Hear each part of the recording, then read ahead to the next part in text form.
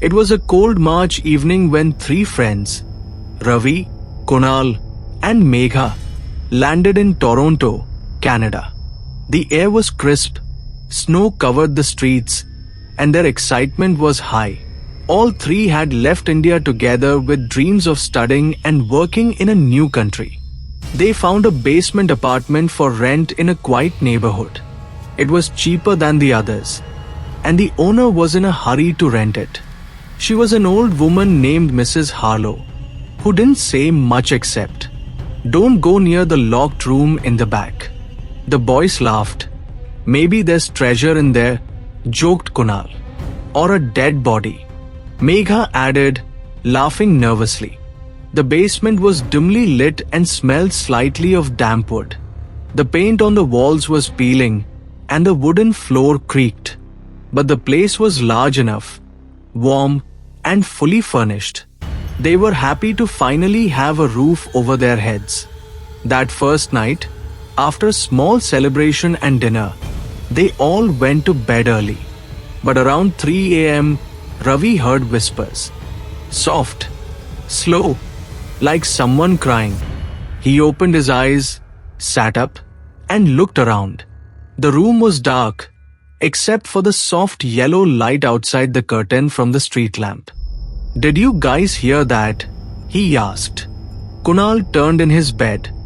"Go back to sleep. Man, you're just scared." But Megha had her eyes wide open. "I heard it too." Ravi slowly walked toward the hallway. The sound seemed to be coming from the back of the basement near the locked door. He placed his ear on the cold wooden door. Silence.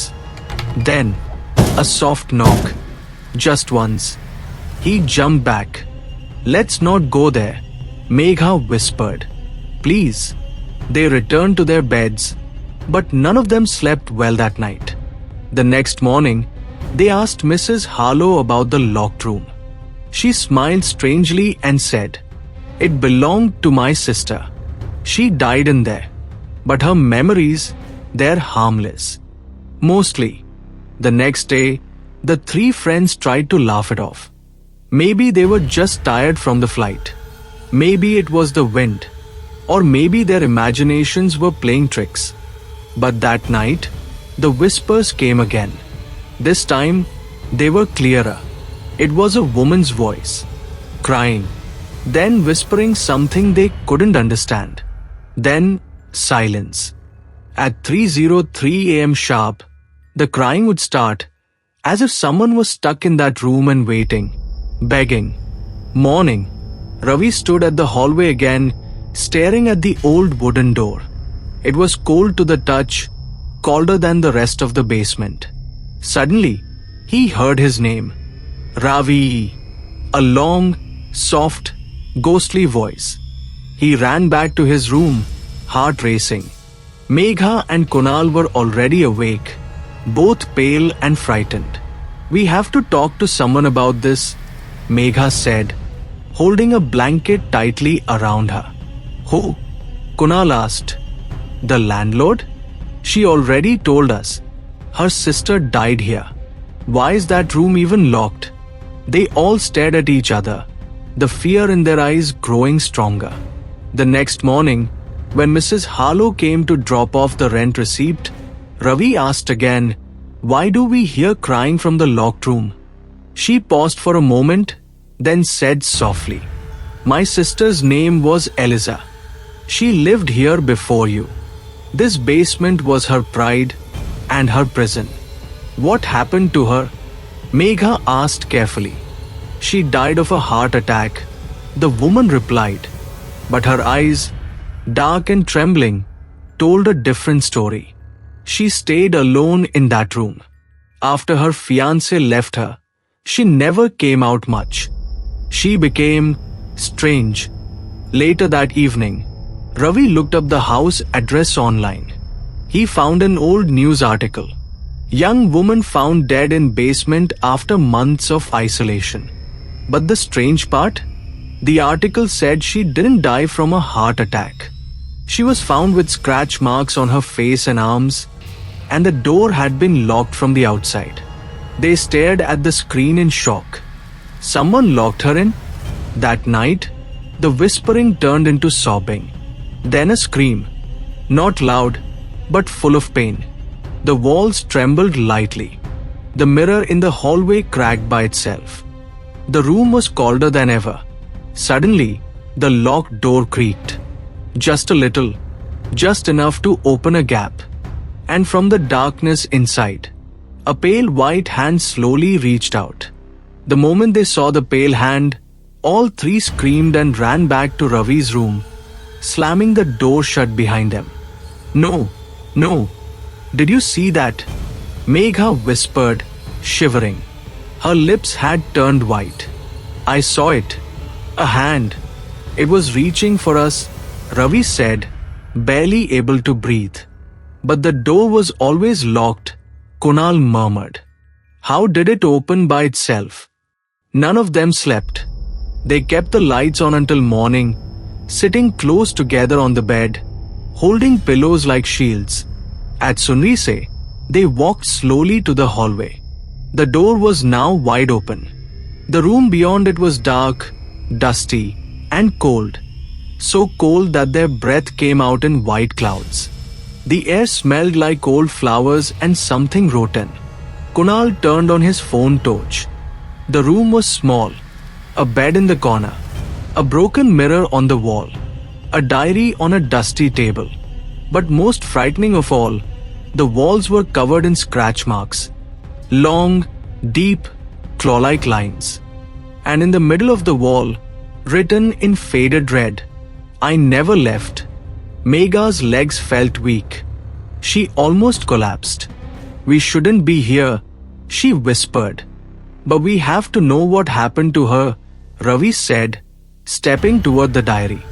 It was old, the cover torn, but the pages inside were readable. The last few entries were terrifying. 2nd March. He left me.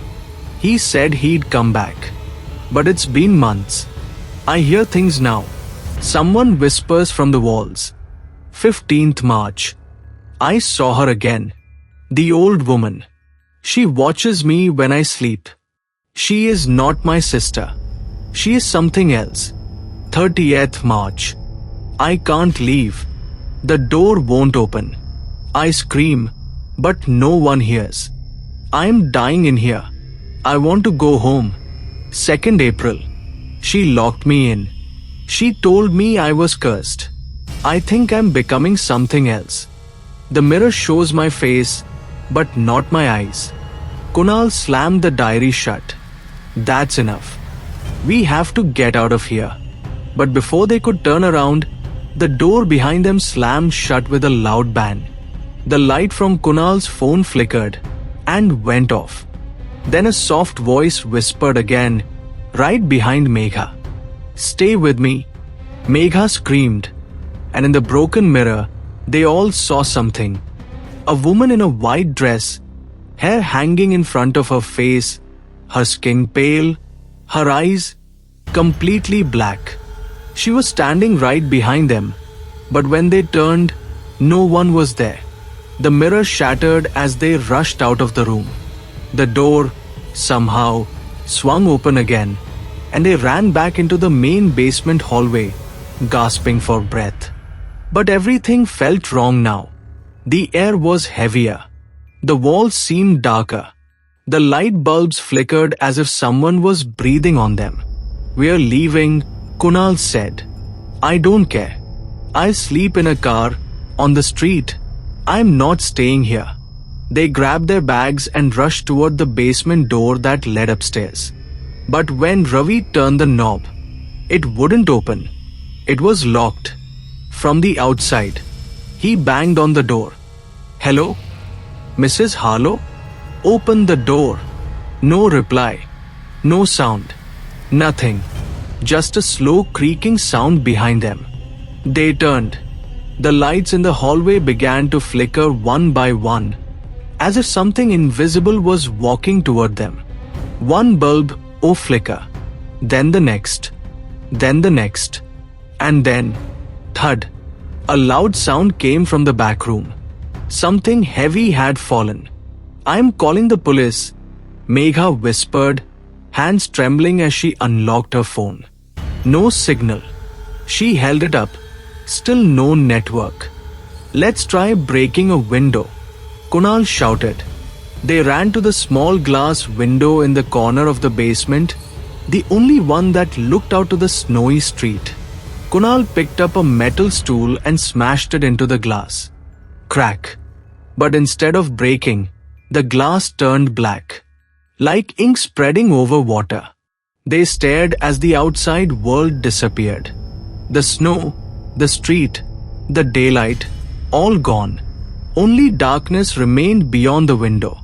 This is not real, Ravi said, backing away. We are trapped. And that's when the voice came again. You read my diary. You opened my door. Now stay with me. The voice was coming from inside their heads. Suddenly, the walls began to shake. Books fell off shelves. The ceiling above cracked. Pipes groaned. And in the hallway mirror, the woman in the white dress appeared again, closer this time. Her mouth open wide. Her black eyes locked onto them. They shut their eyes in fear, shouting, praying, begging. Then, silence.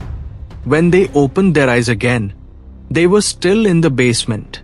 But now the place looked different. Dustier. Older. As if abandoned for years. And then Ravi noticed something. The calendar on the wall. It showed the year 2014.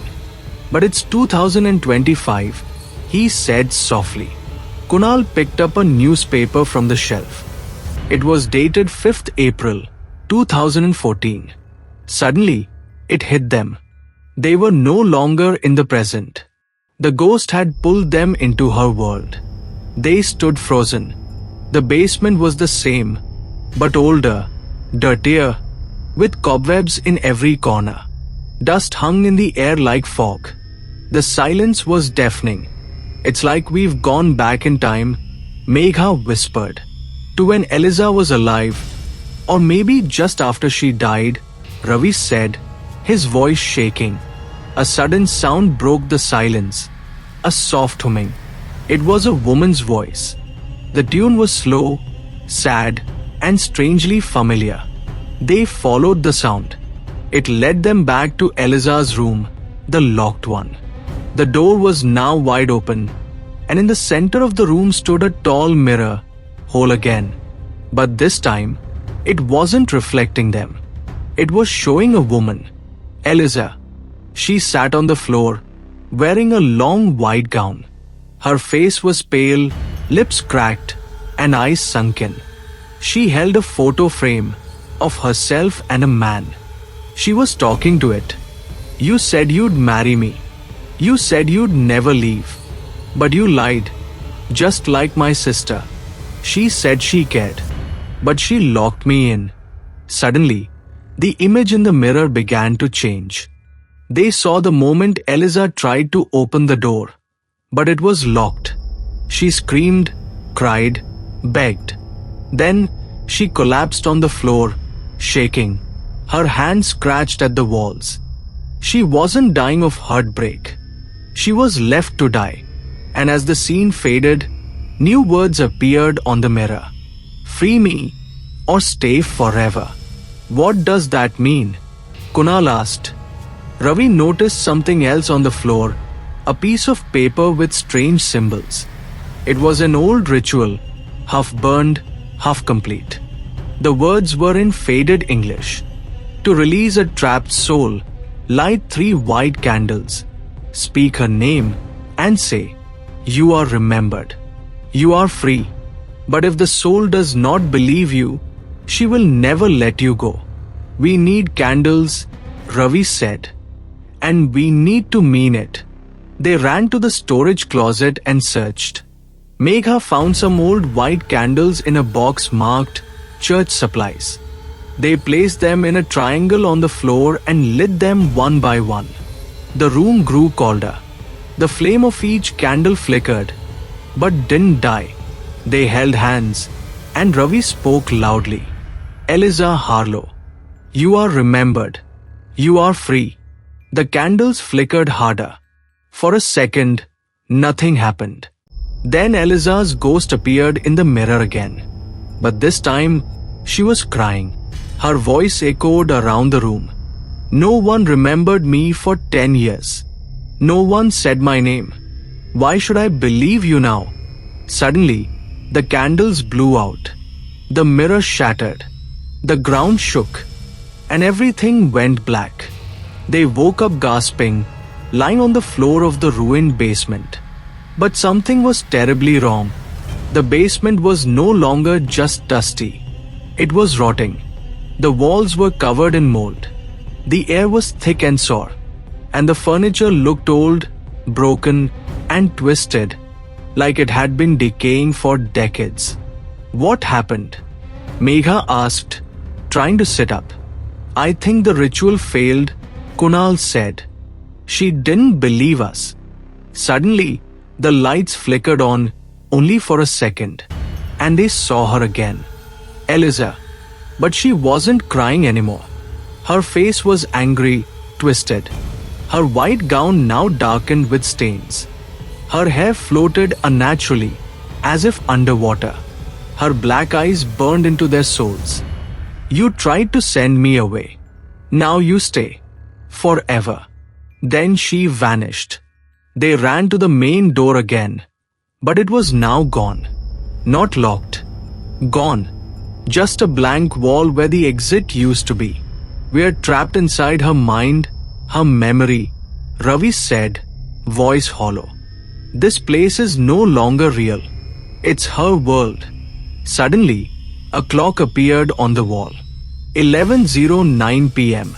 And beneath it, carved in red, at midnight, you become mine. They had less than an hour. We need to finish the ritual the right way, Megha said. She has to believe us. But how? Ravi thought for a moment, then said, we have to make her feel what she wanted most, to be remembered, to be loved, to be understood. They went back to Eliza's old room. On the floor lay the photo she was holding earlier, Eliza and her fiancé. Behind it was a letter. The ink was almost faded, but they could still read the words. Dear Eliza, I never stopped loving you. I just didn't know how to help you. I'm sorry I disappeared. You didn't deserve the silence. You deserved a life of joy. Forgive me. Megha read the letter out loud. And as she finished, the air around them shifted. Warmer. Softer. Ravi took the photo in both hands and stepped into the center of the room. He lit the candles again, this time carefully and with full focus. Then he spoke. Eliza Harlow, you are remembered. We see your pain. You are free. The candles burned bright. A gust of cold wind rushed through the basement, but the flames did not die. Then she appeared. Not angry, not monstrous, but young, calm, and peaceful. She looked at them with gentle eyes and whispered, Thank you. And just like that, she vanished. The mirror slowly repaired itself. The rotting walls faded. The main door reappeared. The clock stopped ticking at 11:59 p.m. The three of them stood in silence. No screams, no shadows, just stillness. They stepped outside, the cold night air hitting their faces like a blessing. It was over. They didn't speak much on the way out. Their legs were weak. Their minds were still full of images. Eliza's eyes, her pain, the twisted version of the basement. The air outside felt real again. The snow was fresh. The street lights shone quietly. The nightmare was finally behind them. But there was one last thing they had to do. They rang the bell upstairs. The old wooden door creaked open. Mrs. Harlow stood there, holding a cup of tea. She looked surprised, but not completely. You saw her, didn't you? She asked calmly. They nodded. We finished the ritual, Megha said softly. We set her free. Mrs. Harlow's eyes filled with tears, but she didn't cry. She was my younger sister. When our parents died, I promised to take care of her. But she changed after that man left. She became unstable, obsessed. I didn't know how to help her. One day I locked the door just for a few hours. But when I came back, she was already gone. Silence. You didn't kill her, Ravi said, looking at her. But you left her alone when she needed you most. Mrs. Harlow nodded slowly. I've been haunted by guilt for 10 years. The room stayed locked. No one else ever dared to rent the basement for more than a few days. Until you. Why us? Kunal asked. Why did she show herself to us? Because you listened, she said. You read her words. You spoke her name. You saw her pain. That's all she ever wanted, to be seen. She handed them an old photo frame. It was Eliza again, smiling brightly, standing in the same basement. But before it turned dark and cold, take this, Mrs. Harlow said. Wherever you go, remember her not as a ghost, but as a girl who once loved deeply. They stepped out into the snow-covered street. The basement behind them was now just a room again. Quiet, empty, normal. But they knew the truth. They had entered a haunted place, faced a trapped soul, and brought peace to someone long forgotten. Want more chilling stories like this? Subscribe to English Speaking Tree, where language meets mystery.